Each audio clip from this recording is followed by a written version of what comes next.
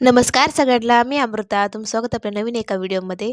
तर इथं सकाळी चालल्या होत्या माझ्या भाकरी करायच्या. इकडं साईडला भाजी चालू आहे चिकनची शिजाय ठेवली होती.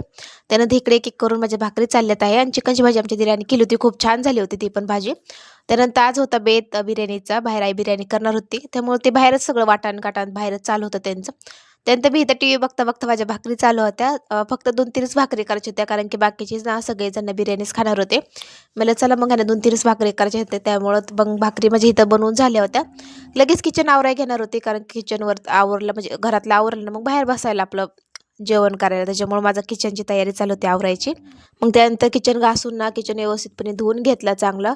किचन चांगलं धुवून पिऊन घेतल्यानंतर लागले मी माझ्या दुसऱ्या कामाला लागणार होते. फरशी पुसायचे जे रोजचं काम असतं तेच मी तुमच्यासंग शेअर करते. आणि अजून एक गोष्ट की ह्यांना व्हिडिओ तर भरपूर जण बघतात फक्त सबस्क्राईब करत नाही तर प्लीज जाऊन सबस्क्राईब करून जावं.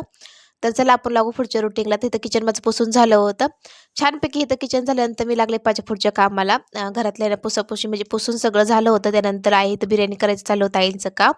माझं चालू होतं घरातलं, आई चालू होतं बाहेरचं काम असं चालू होतं. त्यानंतर आईने केली होती हिरवी मिरचीची मस्त अशी बिर्याणी केली होती. खूप छान लागते चवीला दिसायला अशी दिसत आहे तुम्हाला पण चवीला खूप छान लागते. त्यानंतर मुलांची पण बिर्याणी साईडला आईने टाकली होती शिजायला कारण की मुलं एवढं तिखट खात नाहीत.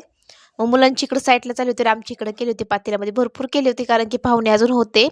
आमचे मावशी, काका, त्यांची मुलं-फिलं सगळेजण होते त्याच्यामुळे जास्त बिर्याणी केली होती. तर सम्राट चालू होतं कांदा आणि बिर्याणी खायचं काम. त्यानंतर मी पण लगेच जेवण करायला घेतलं. त्यानंतर लगेच आम्ही पण जेवाय करून घेतलं. आजी जेवले ना अगोदर जेवण करून घेतलं होतं. त्याच्यामध्ये आजी चाललं होतं इकडं-तिकडं फिरायचं काम. बोलता-बोलता आम्ही बाकीचे सगळेजण जेवायला बसलो होतो. आम्ही संगच जेवण करतो गावाकडं सगळेजण सोबतच असतात ना, मग जेवणाची पण मज्जा येते.